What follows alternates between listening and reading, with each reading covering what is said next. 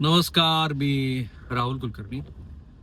खरं म्हणजे काल सुनेत्रा पवार यांनी राष्ट्रवादी काँग्रेसमधल्या अंतर्गत मतभेदासंदर्भामध्ये आजी आणि माजी आमदारांची बैठक घेतली. अपेक्षा काय होती? तर या बैठकीमधून जे काही मतभेदाचे सूर आहेत ते विरून जावेत, पक्ष एकसंध उभा आहे असं चित्र महाराष्ट्रासमोर जावं. श्री अजित पवार यांचं दुर्दैवी निधन झाल्यापासून राष्ट्रवादी काँग्रेसमधल्या अंतर्गत कुरघोडीची मतभेदाची चर्चा महाराष्ट्रामध्ये सर्वव्यापी आहे. आणि आमच्या संदर्भामध्ये आम्ही कायम फॅक्टवरती खूप विश्वास ठेवतो आणि तसेच त्याची मांडणी करतो. अलीकडच्या काळामध्ये महाराष्ट्रात आम्ही पहिल्यांदा मांडणी केली होती की राष्ट्रवादी काँग्रेसला जे अर्थमंत्री पद आहे ते अर्थमंत्री पद भाजप काही देत नाहीये. इनफॅक्ट भाजपनं ते द्यावं की देऊ नये याच्या पलीकडे राष्ट्रवादी काँग्रेस अंतर्गत वाद गेले. राष्ट्रवादी काँग्रेसच्या एका खासदार महोदयांना आपल्याला विधान परिषदेतनं संधी मिळावी आणि आपण ते अर्थमंत्रीपद आपल्याकडे घ्यावं अशी त्यांची भावना होती आणि ते मुख्यमंत्री श्री देवेंद्र फडणवीस यांना जाऊन भेटले. त्यांनी त्यांची मनीषा ही सुनेत्रा पवार यांच्याकडे पण बोलून दाखवली, पण काही झालं नाही. तोच अर्थमंत्री पदाचा पुन्हा विषय आज हसन मुश्रीफ पण माध्यमांशी बोलताना, कारण हसन मुश्रीफांचं दुखणंच वेगळं आहे. त्यांना आणि सतेज पाटील दोघांना मिळून गोकुळ ताब्यात ठेवायचा असतो. त्या ठिकाणी भारतीय जनता पार्टीनं आपलं पूर्ण बळ लावले. आधी गोकुळवरती प्रशासक आणला आणि आता गोकुळची निवडणूक ही पूर्णपणे राष्ट्रवादी काँग्रेसच्या ताब्यातनं भाजपकडे यावी अशा दृष्टीनं प्रयत्न सुरू आहे. त्यात हसन मुश्रीफ हे सत्तेतले सहभागी असलेले मंत्री आहेत. तर त्यांचं दुःख वेगळं, पण त्यांनी पण आज अर्थमंत्री पदाची मागणी राष्ट्रवादी काँग्रेसला का देत नाहीत अशी की लॉजिकली ते बरोबर आहे. भाजपनं म्हणजे देवेंद्र फडणवीस यांनी अर्थसंकल्प सादर केला ती त्यावेळेची सरकारची गरज होती, पण त्याच्यानंतर कुणीही सांगू शकत नाही. आता ठामपणे तर कुणीच म्हणणार नाही की खरोखरच राष्ट्रवादी काँग्रेसला अर्थमंत्री पद मिळेल का. कारण ह्या चर्चेला दोन भाग आहेत आणि आज जी छगन भुजबळ आणि सुनील तटकरे यांच्यात जी काही भांडणं झाली, खरं तर ती बाचाबाची असणार आहे. हे काही नेते भांडायला लहान नाहीत राजकीय दृष्ट्या, दोघांचाही प्रदीर्घ अनुभव. तर त्या बैठकीतल्या घटनांची इनसाइड माहिती सांगत असताना याच्यातला एक कोण कायमच भाजप आहे हे आम्ही सांगत आलो आहोत. काही लोकांना असं वाटतं की भाजपला आम्ही फार आवास्त महत्व देतो, पण मुख्यमंत्री पदही त्यांच्याकडे आहे आणि देवेंद्र फडणवीस यांच्यासारखा सीझन नेता तिथे नेतृत्व करतोय. आणि म्हणून हे जे काही राष्ट्रवादी काँग्रेसमध्ये सुरू आहे ते समजून घेण्यासाठी अर्थातच हे चॅनल शेवटपर्यंत पहा, हा व्हिडिओ आणि सबस्क्राईब करा, कारण तेवढीच अपेक्षा ठेवतो आम्ही तुमच्याकडनं आणि तुम्ही त्याला खूप उत्तम प्रतिसाद देत आहात, त्याबद्दल तुमचा मी आभारी. सो काल सुनेत्रा पवार यांनी जशी पुण्यात बैठक घेतली, पुण्यातल्याही मंडळींनी त्यांच्यासमोर अनेक मुद्दे मांडले की हे होत नाही, ते होत नाही, भाजप संधी देत नाही वगैरे, तशी काल ज्या वेळेला बैठक सुरू झाली त्यावेळेला प्रफुल्ल पटेल जे काल मुंबईत होते पण त्या बैठकीला ते गेलेच नाही.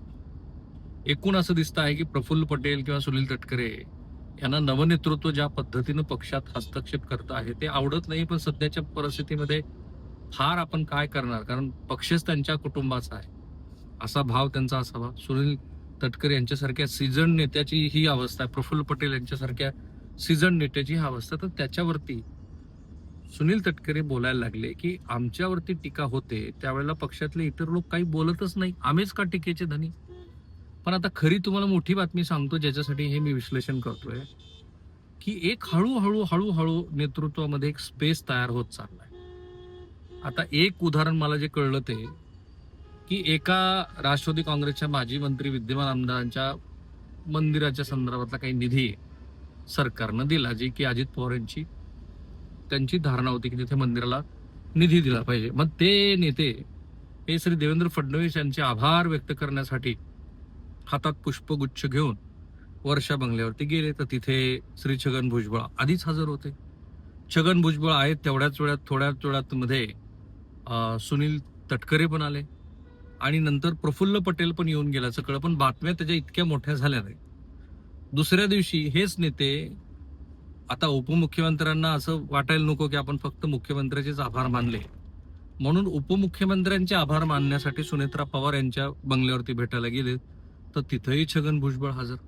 सो असं दिसतं आहे की जर काही पॉलिटिकल स्पेस विदिन पार्टी तयार होत असेल तर त्याच्यामध्ये आपल्याला अधिकात अधिक स्थान असायला हवं असाही प्रयत्न कदाचित श्री छगन भुजबळ यांच्याकडनं सुरू असावा. कारण मधल्या काळामध्ये ते जेव्हा मंत्री झाले त्यावेळेला ते नंतर राज्यसभेवरती जातील अशी ती ठरलेली डील होती आणि ती अगदी मुख्यमंत्र्यांच्या समोर पण ठरली होती. पण नंतर मात्र असं झालं की आता राज्यसभेची जागा आहे तर काही छगन भुजबळ राज्यसभेवरती जायला बहुधा तयार नसावेत. त्यांना आपल्या चिरंजीवासाठी मंत्रिपद पण हवं आहे, त्या बदल्यात ते जाण्याचा विचार करतील वगैरे अशी पण चर्चा आहे. सो हे जे अविश्वासाचं वातावरण आहे आणि जी काही स्पेस निर्माण होत चालली आहे ती स्पेस भरून काढण्यासाठी पक्षातले वरिष्ठ नेते ज्या पद्धतीनं वागतायत त्याच्यातनं हा संघर्ष तयार झालेला आहे. आणि म्हणून आपण बघितलं की श्री सुनील तटकरे आणि छगन भुजबळ यांच्या दरम्यानच्या खडाजंगीच्या बातम्या बाहेर आल्या. तटकरेंचं असं म्हणणं होतं की केवळ आम्हालाच का टार्गेट केलं जात आहे. लॉजिकली तेही बरोबर आहे, कारण सतत तटकरे हे टीकेचे धनी आहेत. पक्षामधले जे मराठा आमदार आहेत त्यांना असं वाटतं की हे कोण ओबीसी नेते, हे 3-4 नेते. पक्ष तर मराठा समाजाच्या प्राबल्यानं असलेल्या आमदारांचा आहे, तेही खरं आहे. आणि त्याच्यातनं हा संघर्ष व्यापक पातळीवरती झालाय आणि त्या सगळ्या संघर्षाच्या एका मध्यवर्ती ठिकाणी पार्थ पवार आहेत, सरचिटणीस. कालही अशी बातमी दैनिक लोकमतनं प्रकाशित केली आहे की कालही जेव्हा ही सगळी खडाजंगी सुरू झाली त्यावेळेला पार्थ पवार निघून गेले. त्यांचा राग का आहे हेही मी तुम्हाला सांगितलं की पक्षातल्या मंत्री महोदयांना जी काही आर्थिक जबाबदारी दिली होती ती त्यांनी पार पाडली नाही, आवाज पक्षाकडनं पैसे घेतले वगैरे वगैरे.